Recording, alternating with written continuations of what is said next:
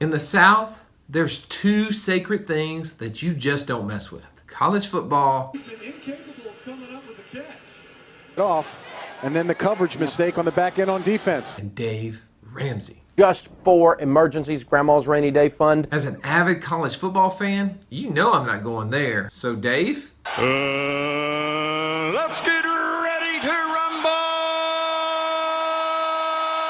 As a parent, have you ever had any conflicting information come from your children? Have you been eating something, or do you have something in your mouth? They'll be like, but me? No, I've had nothing to eat. Not one bit. Nope. I get pretty frustrated when people aren't really being straight with me, especially when it comes out of the financial world. Case in point, our teddy bear, Uncle Dave. Get your house paid off. Any other money that comes to us, we're dumping it on the home mortgage and knocking out the home mortgage as fast as possible.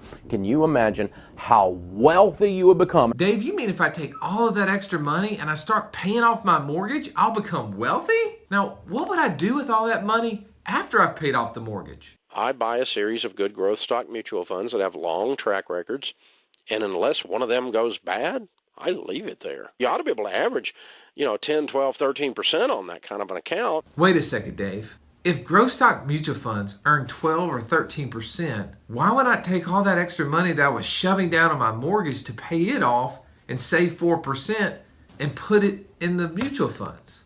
Do you see the contradiction here? If I would have taken that extra money that Dave told me to put on the mortgage and I was saving it at 12% instead of saving only 4%, wouldn't I become much more wealthy that way? Maybe it's because Dave doesn't really believe that the mutual funds are going to earn 12%. Maybe it's because the Dow Jones has only averaged a little over 4% for the last 15 years. Maybe it's just because Dave didn't think that 5 baby steps were enough. He thought maybe I need a 6 baby step. I'll just go ahead and throw that extra one in there. Doesn't he know that less is better? I'm not certain, but it's conflicting information to me, and I just don't like it. Look, listening to financial entertainers or reading their books is kind of like eating a watermelon. Make sure to chew the meat, but also spit out the seeds. Happy Friday, War Eagle.